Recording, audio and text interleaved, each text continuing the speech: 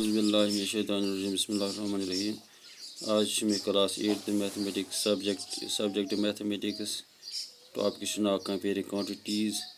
प्यारे बच्चों, आज पढ़ो एक्सरसाइज 8.3 क्वेश्चन नंबर 2। यथ में क्वेश्चन नंबर 2 मज one Kamala borrowed rupees 26,400 from a bank to buy a scooter at a rate of 15% per annum compounded yearly. What will she pay at the end of 2 years and 4 months to clear the loan? यानी कमला कड़ान loan 27,400 bank मज scooty हेन खुद खसान अमिस interest rate per annum rate of interest खसान 15% per annum compound yearly वट दपा तुम वनु से दोन वहरन तो बे चोर दय वहर पे चोर रेत पत कोता पे अमिस दिन अत वापस हाँ कड़ान 27,000 तो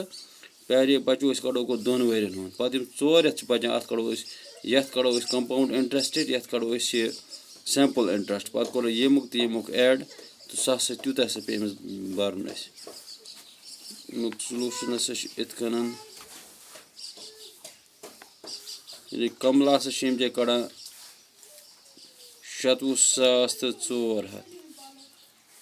27,400 रपी कड़ान यह loan rate of interest are 15% खसान सूद पर एनम यानी वहरी पत कड़ो पे ये one 2 years and 4 months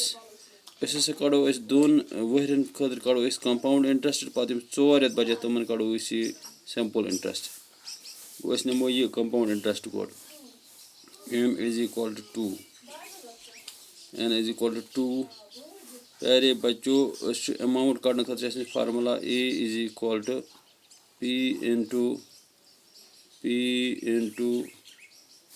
1 plus r divided by 100 raised power n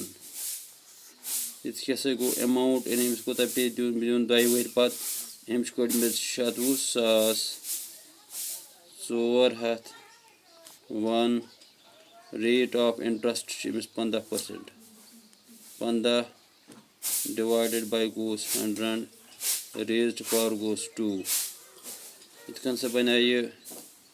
27,400 1 plus r 15 divided by 100 go 27,400 plus कैसे गो ये चढ़ो इस कसर 5 से 5 3s are 5 2s are 10 5 0s are इधर 27,400 plus 1 plus 3 divided by 20 whole power goes 2 amount is equal to 27,400 यथ दिमो multiple 21,000 20 plus 3 को 23 cross multiplication दिमो 21,000 20 plus 3 23 प्यारी बच्चों 23 divided by 20 whole power goes 2 हेको इतकन करित ये 26,400 यह 3 फिर दिन मल्टीपल सॉरी यह दिन 2 फिर मल्टीपल कि power 2 23 divided by 20 into 23 divided by 20 प्यारे बच्चों यमन पान मल्टीपल दिन पेटमें 26,400 into 23 जरबी करो यमन दोन होते या हेको इतकन तरित ये कट 0 ये सब 2 2 1s are 2 2 3s are 6 2 2s are 4 2 2s are 4 अगर ये 2 सत चढ़ो कसर 2 1s are 2 6s are 12 2 6s are 12 इधर बे यह बना 12 2 6s are 12 इतकन हेको वन प्यारे बच्चों 66 into 23 into 23 अगर इन पान मल्टीपल दिमो यमन दिमो पान मल्टीपल 34,000 34,914 प्यारे बच्चों अमाउंट समा अमिस यूता मतलब गो अमिस 2 वहर पता अगर अमिस वापस पे दिन अमिस हसा पे 2 वहर पत भरन 34,914 रपी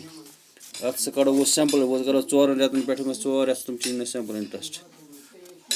फॉर 4 months 4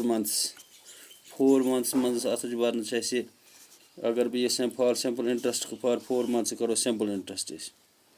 सैंपल इंटरेस्ट खतर नान यह हसा बनो ये बनो T = 4/12 years करो ईयरली करो change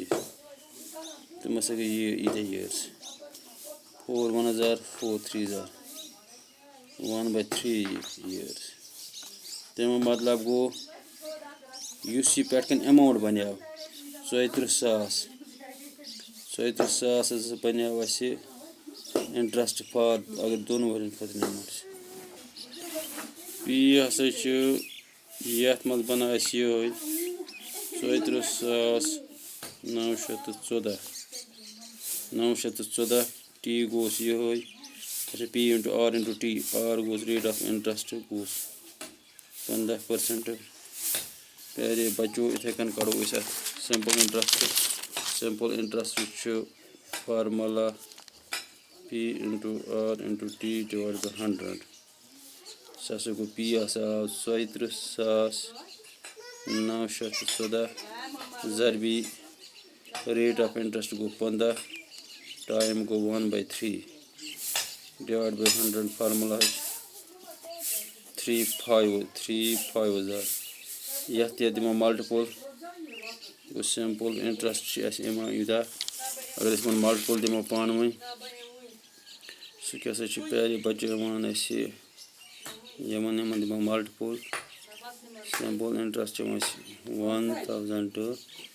174.70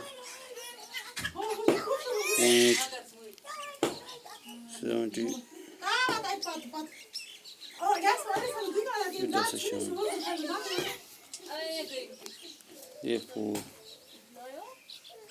interest for 2 years is equal to दोनों वैन कोता शिम्स खदा 34,914 वसन कोज कजाइन कोता 70,400 दोनों वैन खसान इंटरेस्ट 8,514 रपी खसान दोनों वैन बे गोस यू प्यारे बच्चों अमिस टोटल इंटरेस्ट अमिस गि ये एड अत टोटल इंटरेस्ट खसान अमिस गोस ये गई सो एड 8,514 प्लस गोस यू 1,745.70 प्यारे बच्चों अगर इन दोनों टोटल करो सह समान अमिस 10,259.7 रपी यूता दिन प्यारे बच्चों दिन इंटरेस्ट तमिक मतलब गो अमिस कोता पे भरन बैंकस कुन वापस अमाउंट गो प्रिंसिपल कोता कजा प्लस गि इंटरेस्ट कोता खोतस तम मतलब अम कजे 70,400 प्लस कजे 10,259.7 समा प्यारे बच्चों 37,659 रपी तो 7 पोंस प्यारे बच्चों अमिस पे इतन यह दिन 2 वहर पत